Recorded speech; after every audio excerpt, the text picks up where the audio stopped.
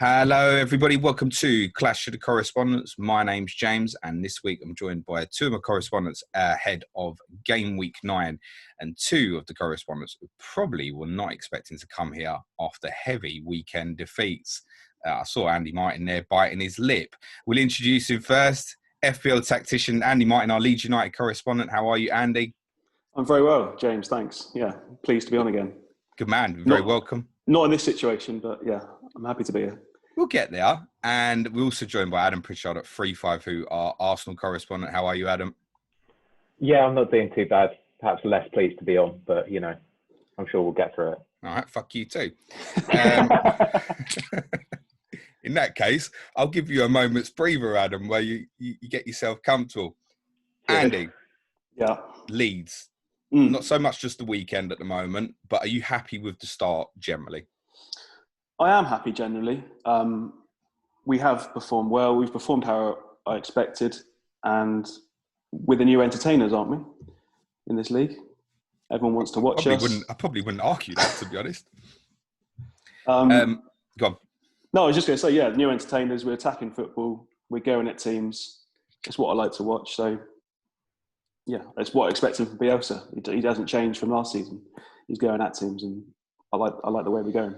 Well, you said that in pre-season that nothing would change, basically, other than there's certain times the system would change, etc. I think it's taken a lot of people aback that you just gone, yeah, we really are just going to have it, whether it's Liverpool away, Palace away, doesn't matter. We're going to play the same way, basically, bar certain strategic things. Are you worried about the amount of goals and particularly chances that you're giving up? Or was this something that was just going to happen, basically, with the way you play? I'm a bit worried, but I think it's more to do with personnel. So, I mean, we're a well-oiled machine. Bielsa's got us like robots, effectively. And when you take the biggest cog out of that machine in Calvin Phillips, it's a huge hole that not many people can fill. We tried Click in there, we tried Struik in there, but it just leaves the back four exposed. And I think the way we play, it just gears everything through Calvin Phillips, and we just missed that really a lot in the last couple of games, especially.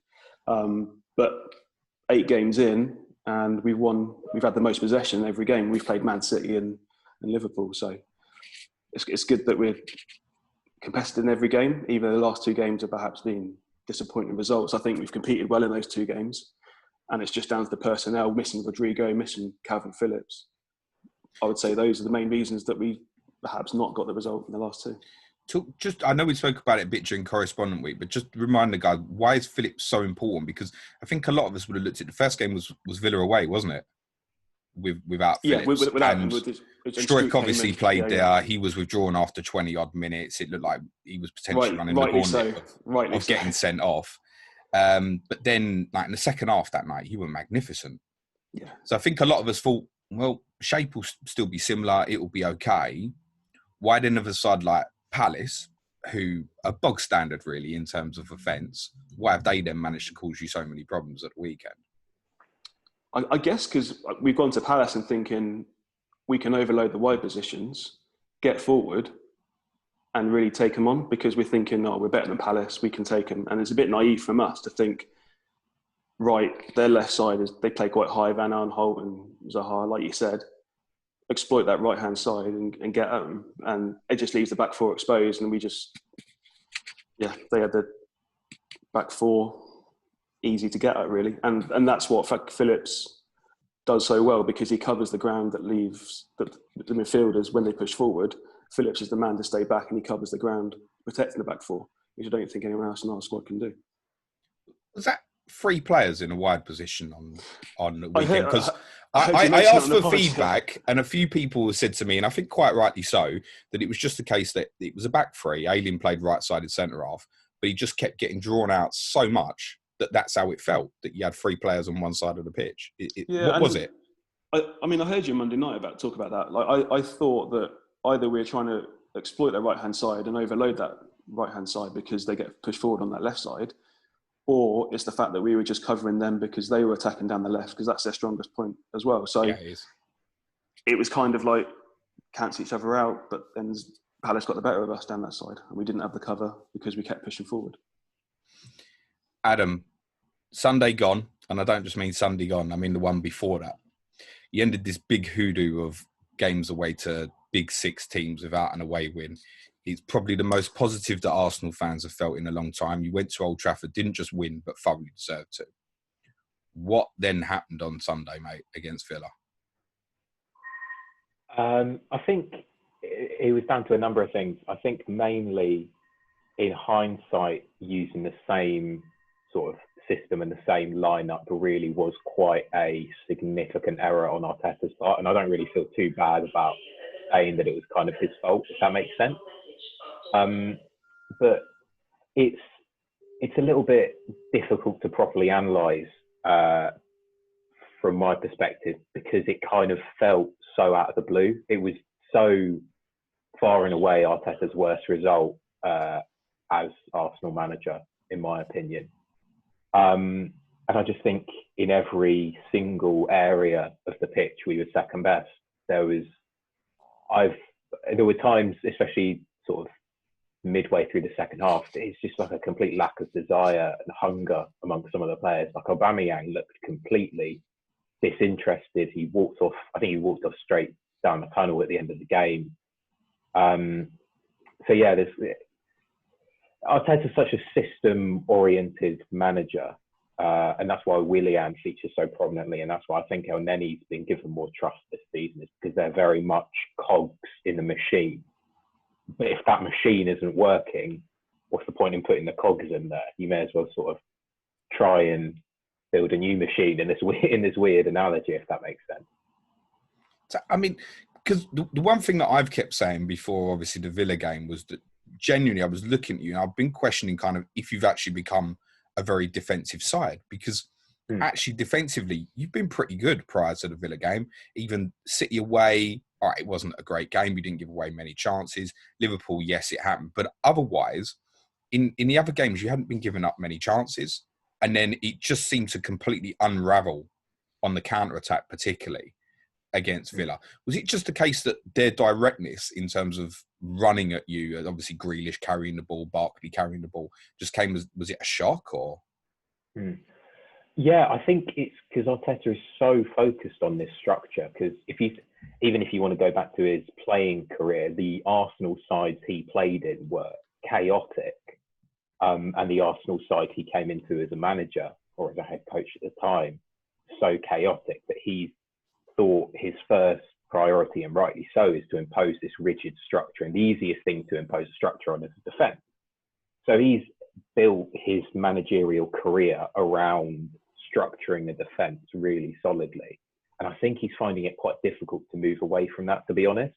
And when you have, like you say, people in the Villa team, like Grealish was just unbelievable. It's one of the best performances I think I've ever seen from an opposition player against Arsenal, to be honest, at least in the past couple of seasons. And when you have someone like that who's just willing to sort of issue instruction in the traditional sense of the word and just run at people, and sort of having that link man with Barkley, and having Watkins, who's I think he's a really interesting type of striker. I didn't know if he'd be able to sort of translate this style from the Championship, but obviously you can tell he used to play out wide. The way that he moves is really, really intelligent. I think it just posed our players quite a lot of problems. And yeah, I just think Villa have been more direct and aggressive in challenging us than any other side has so far this season. I just didn't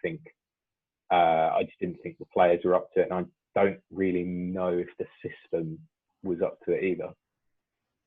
So what's the fix? Because as much as I've obviously been praising you defensively for some stuff prior to Sunday, I have kept saying creativity is a massive hole. Every Arsenal fan I speak to says the same thing. We've got no creativity, yada, yada, yada. You scored one goal in the last 4 games, which was Aubameyang's penalty at Old Trafford.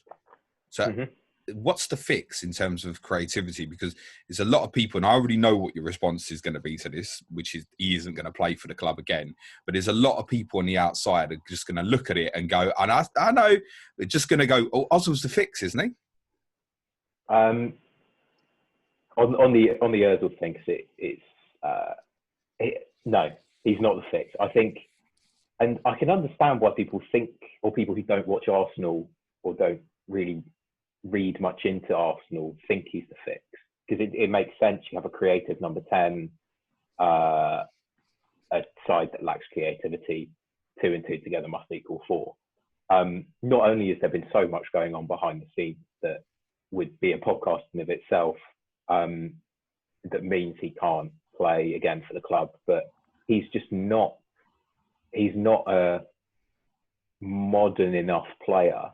And also, I think the way that Arteta likes to think about football is he doesn't want a linchpin of a side. Like, he doesn't want a focal point around which the entire game plan can be made or broken, if that makes sense. And that's essentially what Özil has to be. You have to build a side around Özil. I don't think Arteta wants to build his side around any player. And you can even see that in the way that he's using Partey. And the way that he's sort of positioning him is sort of in parallel to Gabriel in terms of starting position, because he wants that spine. And I think that might partly be why he's kind of reticent to put Aubameyang in the middle. Because if you put Aubameyang in the middle, you're putting all of your eggs in that finishing basket right there. Whereas at least out wide, you have a finisher out on the left, and then you have an air quotes finisher in Lacazette in the middle. In terms of the wider creativity point, I can't see how he doesn't switch to a back 4. It's like, I think this is... We've always thought that it would go this way. Now seems the right time to chop it up, really. Yeah, definitely. It's like you say, these sort of creativity issues have been in the pipe for quite some time, and it's all the chickens have sort of come home to roost. And in a weird, for fans, this international break has come at a terrible time, because you've just got however many weeks of days to stew on this result. But I think for him, it's come at quite a good time to sort of take a step back, breathe a little bit, and sort of work on the training ground with the players that he has on this new shape that I really, really do hope we see. And I hope it's a back 4. I think it may well be. Andy, have you got preference in terms of how you play tactically? Because it's kind of the 2-4 core formations that we see you use. Have you got a preference to which one you play? I mean, I do like 4-1-4-1 a lot. If we play it with Phillips as the one protecting the back 3 or the back 2, and he splits the defence, and the fullbacks can move up. I think it's more difficult when you see it against the other team playing a back 3. So when we played against Wolves, because we're trying to overload the wide areas, cross it in, it just doesn't really work, because Bamford, they became a 5, as did Leicester, basically. Yeah, effectively, and that's why we lost. We're trying so hard to attack, but because they've got defenders in there, they had like Bolly and Cody, and then Leicester had Fofana. It makes it difficult. So for me, it's 4-1-4-1, because I believe we can push forward on the wide areas and overload the wide areas with Ayling and Dallas pushing on as well. So yeah, I spoke over after the Wolves or Leicester game and probably recommended that most teams probably play a flat back 5 against you to compensate the fact that you'll go in very quickly into the attacking midfield 4, and then you create overloads really quickly. Yeah, that's what I was hoping when Adam said go to a back 4. I was hoping, hopefully they'll do interesting, that.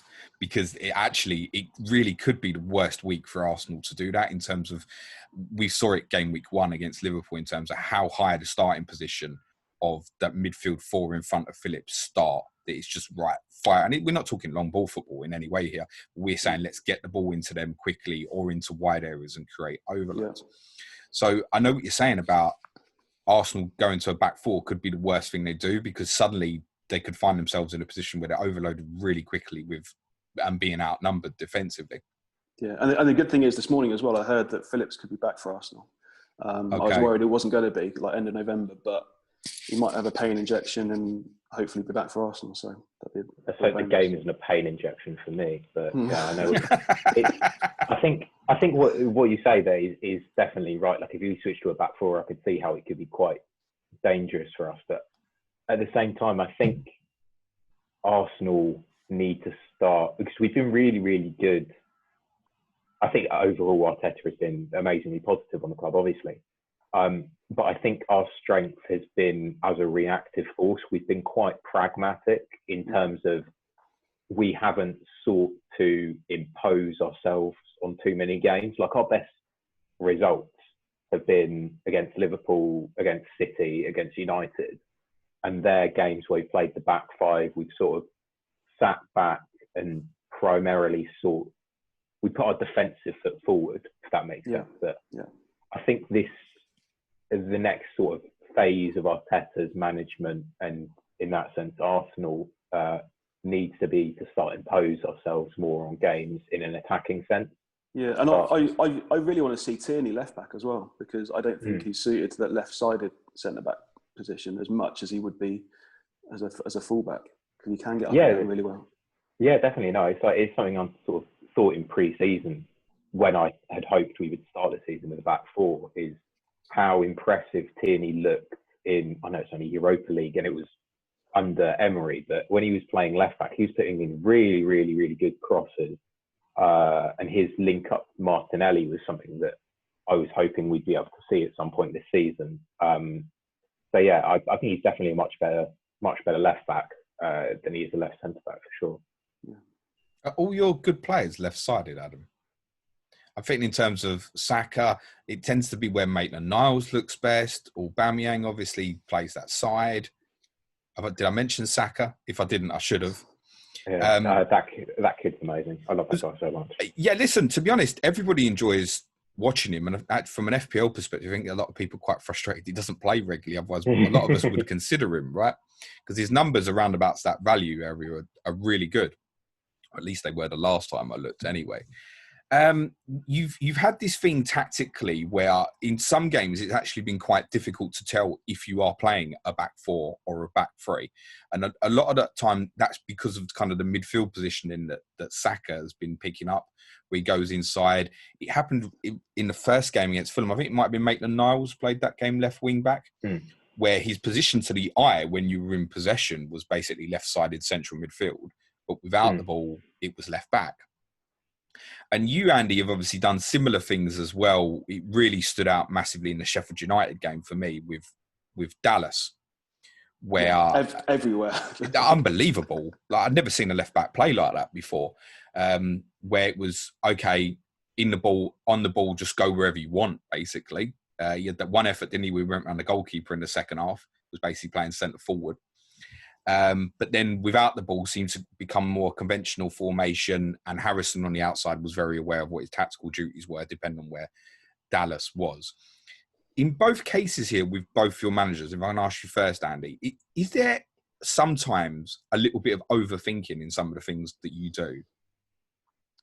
Perhaps. I mean, we rotate on the pitch so much as well. Like, we're always rotating. The players are just everywhere because of high energy. Our fitness is incredible. I mean, Bielsa knows what he's doing. I trust him completely what he's doing. I don't think he's going to change for anything. He works so hard to get everything right. As I say, we're like a machine because it's all about tactics, and the players know their roles. So I wouldn't say we overthink it and too much, no. Yourself, Adam? Because we had a little conversation about it half time of the Man City game, didn't we? About Willian's positioning, basically playing through the middle. Is there a case of that with Arteta, that he overthinks certain situations? And obviously, particularly against Guardiola, it seems to be the case every time already. Yeah, no, I think that game there was definitely a sense of he tried to be too clever by half, and I kind of worry it could be a similar case in this game, obviously, because all his sort of coaching experience came under Guardiola, who drew so heavily from Bielsa. There's sort of a master and very little apprentice kind of vibe going on here as well.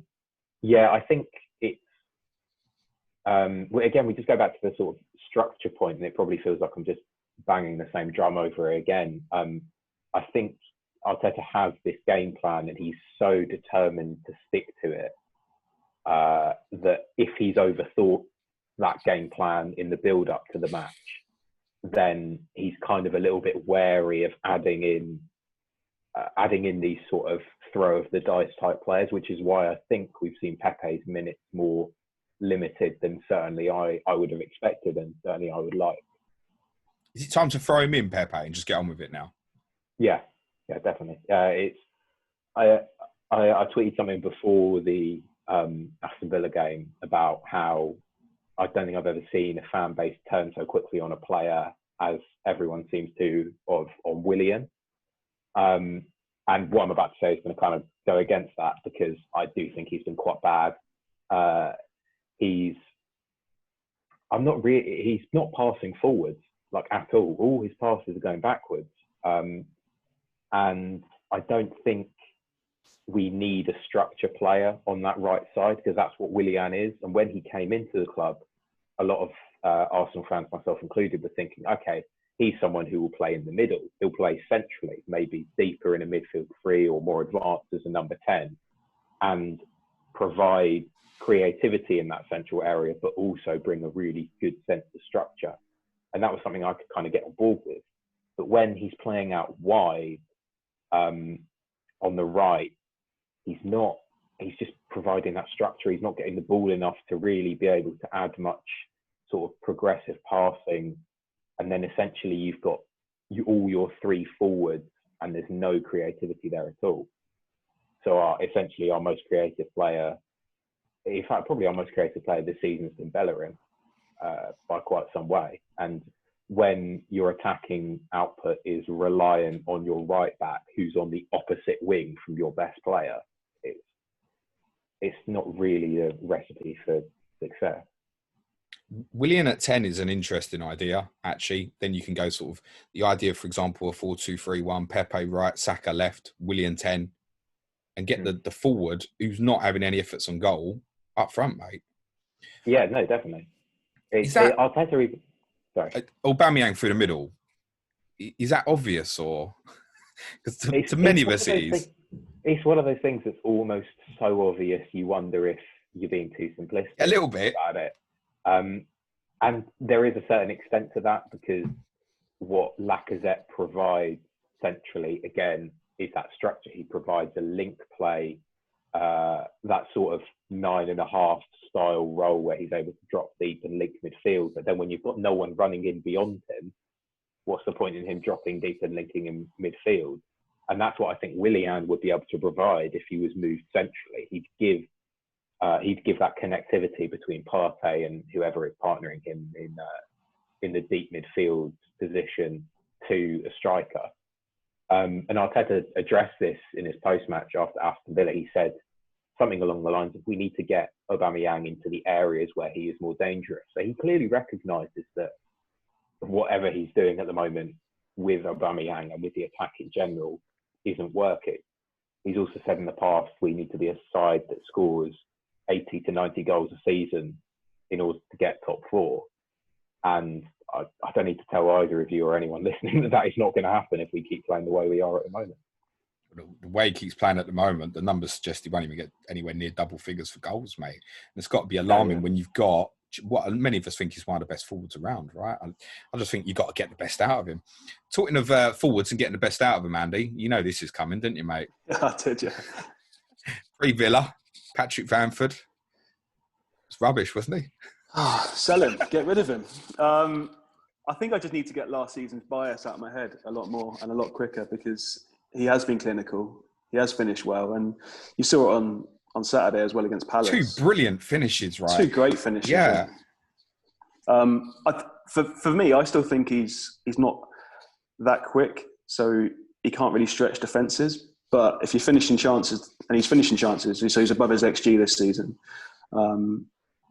then carry on. And I made a mistake when I said before Villa sell him, because he's gone on there and then finishing most of his chances, apart from the Wolves game. Really. So do you now, because I know you were kind of leaning towards the idea of actually wanting for Leeds, Rodrigo to play up front. Do you now want Bamford to stay in that position? Because I think if you say no, everyone's going to be like, what? No, he deserves to stay in that position, and he does link the play well. So even when he's got his back to goal, he can bring in other players. He was starting to build something with Rodrigo as well. Rodrigo was kind of playing as a 10, and he was linking really well with him. and it's a shame Rodrigo had to sit out the last couple. But he'll be back. I think with Rafinha as well, I think he'll be starting over Costa against Arsenal. And I think Llorente might even come in for Cooper as well, even though he's our captain. So we could see a completely different team against Arsenal. We could see Llorente, Phillips, Rafinha and Rodrigo come in. And I think that just makes us a lot stronger. Yeah. Who would be captain in that case, just out of interest? Click. Okay. It's interesting with Bamford. Or Phillips maybe. Phillips as well, yeah. Phillips I was going to say on Bamford, I think a lot of us in general have been sort of victim to the narrative that came around him when he came up, because he's always been, the reason why he underperformed his XG so badly previously is because he was just such an elite chance getter. He had so many chances that he had so many to miss. And I think I think I've come around to it now. I think he's just really improved his finishing. Like that hat-trick he scored. Yeah. That hat-trick was honestly one of the best hat-tricks I think I've seen in quite some time. Like the footwork for the third goal. The third goal. Third goal, yeah. It was just unbelievable footwork. And I think it's something in general that you can apply it to FPL. We need to sort of get our minds around that players can just improve. We've seen it with Calvert-Lewin. He improved his finishing really, really quite substantially. And I think the same thing's happened for Bamford. I think he's just come on a lot as a player. And you can tell he's worked on his finishing as well because of his quick feet and the way he's playing. But also, I think that like the team around him have improved as well. So we're always improving. So it's interesting now, just thinking about free forward. So I think one of the things that got stuck with Bamford was the idea, obviously he scored quite a lot, significantly less than, say, Mitrovic last year, for example. You think, well, why is that going to be? And now it's going to be more difficult. And now they've spent 30 million on a forward. He's eventually going to get phased out of the team. Calvert-Lewin didn't score in any of the games in the restart period before this season. And Che Adams was missing big chances nearly every week for Southampton last season, and even was at the start of this season. And actually, you could put that together as an FPL front three now, and that would be perfectly viable, to be honest. Yeah, I think you're better off not knowing what happened in the Championship last season. Like, my dad's not a big football fan. He doesn't know the Championship that well. He's had Bamford in his team from Game Week 2. He's kicking your ass as well, isn't he? Yeah, exactly. Yeah, and just because he's so like you hold biases from last season, it could affect your FPL team definitely. I think Adam's spot on in terms of you can have a pre kind of mental state about a player, and doesn't matter what you see, your opinion will be, or he's coming out the team, or I know he's not good enough at this level. So even after the Liverpool goal, even after the Fulham goal, I was thinking, well, Rodrigo's going to replace him, etc. And I know he misses so many big chances, etc. I think the one thing we all overlooked was how many chances he's still going to get at this level, which is obviously credit to what's behind him. Another FPL question for you, Andy, which we did a lot in pre-season, but Dallas, Ayling. Oh, this question, yeah. Or is it now neither? No, I wouldn't say neither. I wouldn't say both, obviously. I still think there's clean sheets for us there. And I still think the goal threat from both is going to be there as well. Like when we start playing four at the back properly, with our two fullbacks being Ayling and Dallas, with Phillips there as well, we'll look a lot tighter defensively. And they'll still overload the wide positions and get forward. I still think they're great price at 4.5 million. I'm going to keep Ayling. I probably won't start him against Arsenal. But I'd be happily to. They haven't had a shot in open play for about 4 weeks, mate. No, they haven't. But see, that's where I'm the complete opposite. I wouldn't touch a Leeds defender with a 5-foot barge pole at all, because I think Bielsa doesn't. Especially even in the 4-5 bracket. For me, I want to be thinking, okay, this team is at least likely to keep clean sheet, or I would feel okay them keeping clean sheet in a home game against, I'm going to pick a random side here and try and not offend anyone.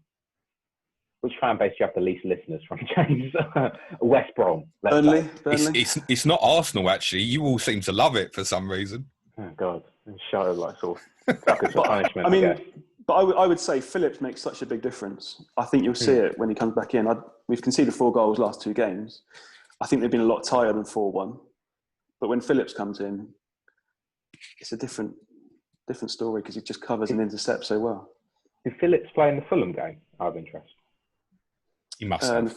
Yeah, he did. Yeah. What was the score there? 4-3. 4-3. 4-3. Okay, yeah. Sorry, just checking. No. Adam, you should get your own podcast, mate. I mean, I wouldn't have Meslier. I'd get him out straight away. What was that on the third goal, Andy, at Palace? Oh, he's showing his age there, isn't he? What, 12? Yeah. That's how old he looks, isn't it? Bless him. He looks younger than me. It's that bad, takes some doing yeah. as well. He's done all right, though, isn't he? To be honest, when I first saw him at Liverpool and I thought, that's going to be a big problem. But like Sheffield United and stuff, he pulled off a couple of brilliant saves, particularly one from Lundstrom, etc.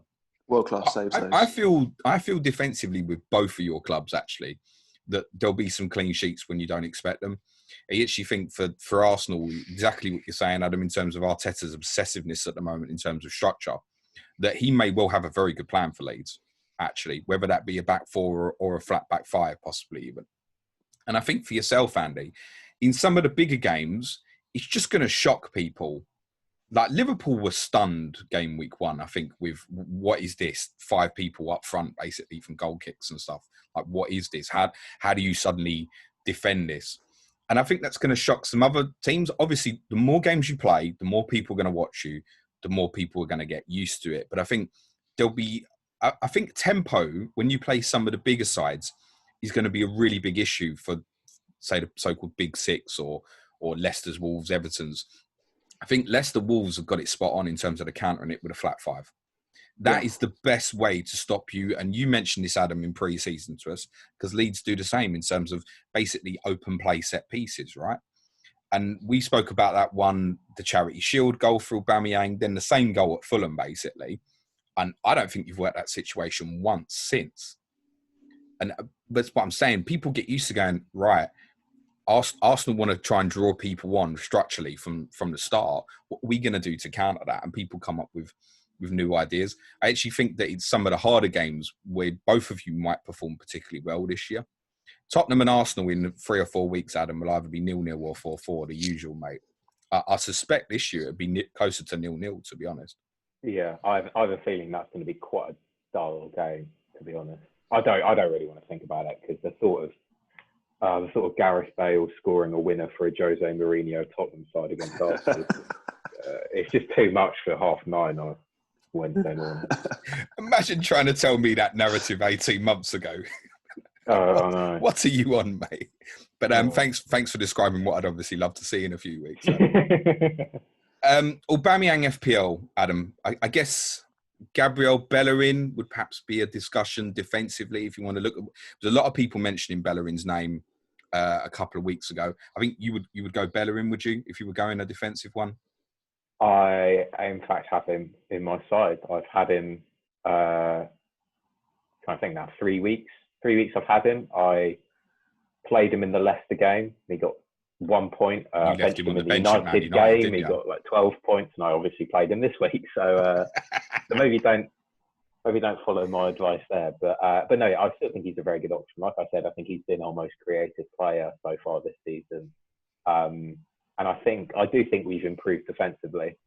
And I know we continue to defy the XGC, XGA statisticians, but I think that's just the nature of the side we are. I mentioned it in the article that I wrote, but Atletico Madrid do the exact same thing. And I think if people think of Arteta as a disciple of Pep, and sort of rightfully so to an extent, but I think we're much closer to an Atletico Madrid than we are to a Barcelona.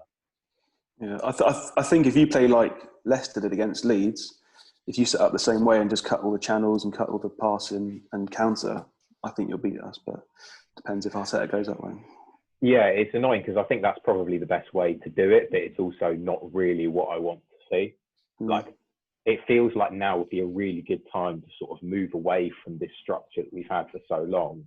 But equally, this is, like James said, this is probably the worst game to do it in. You'd rather get the points in this one, though, wouldn't you? Yeah, no, we need the points. Like, it's the reason why the Villa defeat felt so bad is because everyone's been saying it, but this season feels open, even if I suspect the top two will be the same top two and the top four will probably be the same top four.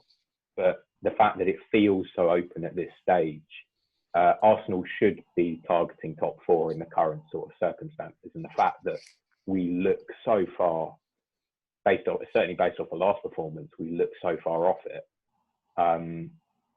Yeah, it's frustrating. Why do you think, Adam, it is so open? Have you got any idea or theory on it? I think the lack of proper pre-season. I think there's a lack of training time on the pitch for the coaches. I think. I also think there are just a lot of good players, and I think there are a lot of good managers in the league as well. That's what I was going to say. Like there's teams like Brighton, Southampton, who have improved, I think, and are making it harder for teams like yourselves. Yeah, like Brighton, you could say they're in a sort of worry of relegation at the moment. But Brighton have played quite well, especially for the first 5 or 6 games. Like, they were really unlucky against Chelsea. They were horrifically unlucky against United. And Graham Potter is a really good. You've got teams like Leeds coming up with Bielsa. Even Bilic is an experienced Premier League coach. The less said about Scott Parker, the better, perhaps. You've got Huff and Hüttel at Southampton, who's doing great things. You've got Ancelotti at Everton. It's like Dean Smith is proving himself now in this division. Yeah, I just think there are a lot of sides who lack fear. And I think previously you'd see promoted sides go to Arsenal and think, oh, okay, let's try and keep the score down. If we can nick a 1-0, that would be great, but a 0-0 would be ideal. And Bielsa's not going to play Arsenal and think that way. Clearly, Dean Smith didn't play Arsenal and think that way either. I think it might be that it's referring to Jack Grealish as an isolated moment, but I think even if you take Villa's third goal on Sunday, go back 18 months, and at that stage of the game, 2-0 up, Grealish probably carries the ball at sort of half pace, runs into the channel, Bellerin gets goal side, they go backwards, they build the attack and start again. Whereas now there seems to be a ruthlessness in teams to just go and finish the opposition when they're in a bad moment. I think people are transitioning with far more pace is one of the reasons. I mean, when you played Villa, Andy, the last minute of the game, when you won the ball on the edge of the box, 7-on-4, 3-0 up, in injury time, it's incredible, right? And that's one of the reasons we're seeing so many goals. I was just saying against Villa as well. I mean, Grealish was so unlucky not to score in that game against us. He was incredible again. Like, he's been incredible all season, like player of the season. And against us, he could have easily got a brace. Yeah, it's not Harry Kane. Another thing on why it's been so open, I think, is like I was saying, there's less time. I think coaches have had less time with their squad on sort of the training pitch. And like I was saying earlier, the easiest thing to coach structure into is a defence. And so if you're having less time to sort of coach structure and coach your defence is obviously going to be more open. So I think defences have been much worse in their sort of connectivity and their cohesion as well. So yeah, it's just made games much more open. And that's probably why you're seeing sides like Burnley struggle a lot more, and why you're seeing sides like Sheffield United struggle a lot more as well. Because if the one thing that you've built your foundation on is your sort of defensive rigidity, and you're having less time to sort of coach and build tactics around that, you're going to really struggle in this league. I think the best way to stay up in a way is just to go and attack. Don't worry, I've got Mourinho in charge, mate, but you two crack on, right? Guys, really, really enjoyed that. Thank you very much. Before you go, just a couple of questions. Andy, first, what's expectations for rest of the season now and your hopes in terms of where you'll finish? I mean, I think we'll score 80 goals, concede 80 goals and finish 13th, 14th. I don't think we'll be in trouble. I think we're good enough to stay up, and there's definitely worse teams than us. So, yeah. Adam, same question? Yeah, I think we're probably good enough to stay up as well. I love you, mate. More seriously, like Europa League, I would it feels weird to say I'd hope for Europa League, but like that's where my expectation is at the moment, sort of 6th. But we should be aiming for top 4. There's no doubt about that. Did you feel after United top 4 was, yeah, you could do it now? Yeah. So it's one game that's changed a lot of people's opinions, because I think the general feeling was, as I said right at the start, after United, there was a lot of Arsenal fans were like, right, Arsenal were back. And then, yeah, you're right. What I saw on Sunday, yeah, Arsenal were back. Yeah, absolutely. So which Arsenal are we likely to get next? I don't know, because if you think of it, the bread and butter of any league season is beating sides sort of not the big 6, because just factually there are more games against them. So beating a United away is great, but you've only got 5 away games against the air quotes big 6 a season, or the other big 6 a season. If you can't beat Aston Villa at home, and not only if you can't beat, but if you're getting beaten 3-0, that sort of throws like 90 or trying to do the quick mental maths now, 13 league games a season into doubt, where you would be expecting to pick up 3 points.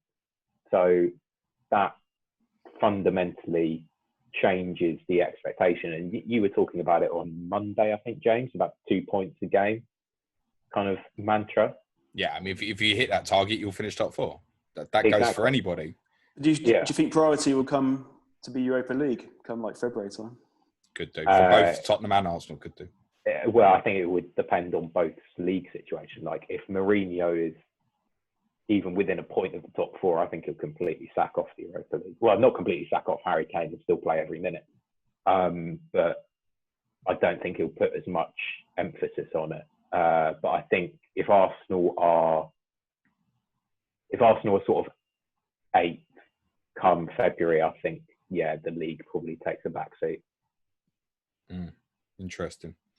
Okay, guys, I know it's sort of still 9 days away or so till the game, but let's do correct score predictions then. So, Andy?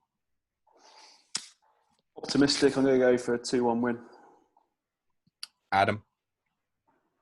2-2. I don't know.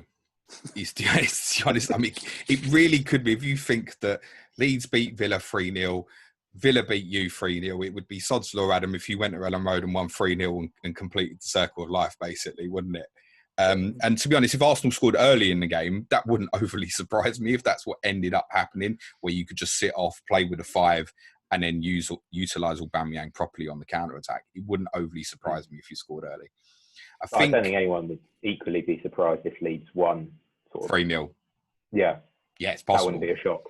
I think that Arteta will have a plan. I don't think Leeds will lose at the moment. I think for Arsenal to win the game, it would have to be taking advantage of structure and tactical counter-attacking situations. Otherwise, I think Leeds will just come at you so hard. And I think everybody who plays Leeds the first time is going to get a shock. Even though if they've seen it coming, it's still going to surprise people. I will go draw 1-1, but it could go either way. See, the thing is, my worry is that to win, I think we'll have to score probably 2. I think to win, we'll definitely have to score 2 goals. Might have to score 3. And the way Arsenal are playing at the moment, I can't see us scoring 3 goals. Understood. One final thing, Andy. It's Thursday. Big up. What's happening tonight? Quickly, mate. Season 2 of Champman FPL is starting. Everyone's buzzing. I've got my team locked in. Can't wait. Yeah. Where can the guys sign up who haven't played before? If you go to fantasychampman.com, you can pick your team there. There's resources on there from like last season's stats, team selection, but also there's how to play the game and everything you need there. So go to fantasychampman.com. Our Twitter account is @fantasychampman, I believe. Yeah, that's right. So you should fucking know, mate. I know, yeah. You not run that Twitter account, Andy? Yeah, I do, yeah. So what season is it you're doing? Season 2, it's 02-03 season. So okay, so I was alive then. Yeah, and you've got the likes of Thierry Henry, Perez. You've got some good Arsenal players to pick. Arsenal got dirty fixtures at the start, though, Adam. Just to warn you, mate. And Henry, believe it or not, in season 1 of this, was a little bit of a troll, mate. I can't recommend enough, guys, that people join in and play Fantasy Champ, man. You love it. The nostalgia in it's absolutely brilliant. If you're a similar age to myself, sort of mid to late 30s, I'm being kind to myself there, aren't I? Or a little bit older. So if you remember the early noughties, getting involved and having a fantasy team with football players that you might have loved in the early noughties is a great reminisce and is a brilliant community building there. What's the best hashtag to use, Andy? Champman FPL. Is Champman FPL, yeah. And Andy North and Luke from Wolfpack Teach Mode FPL Wines are going to be doing their streams during the games. What time will those streams be every week? Streams will be 8 o'clock on Thursday nights. Deadline is 7 o'clock on Thursday nights, and the kickoff's at 8:30. I will be joining in while I can, but me and Adam will be busy many weeks watching Europa League football. Right, that's it, guys. Remember to give the guys a follow on Twitter. You can follow Andy at FPL. He's _tactician, isn't it, Andy? It is, yeah, that's right. And you can follow Adam at 35who. How would you say it, Adam? Like the words? Yeah, spell out, not numbers. Yeah, 35who instead of 352. Right, really, really good luck, guys, following week. I obviously hope Leeds win. Adam, I'll see your team in a couple of weeks, mate. Bring it on. For everybody, I'll be streaming tomorrow. Obviously, no deadline stream this week. Next week's Clash of Correspondents will be Ricky Saunders and Johnny Pringle. Looking forward to Tottenham Manchester City. We'll be discussing this big fixture swing. Does Ricky think that we should come off Spurs assets? And does Johnny think it's time to dive in onto the Manchester City guys? Other than that, thanks very much again to Andy and Adam. Cue music, please, man-child.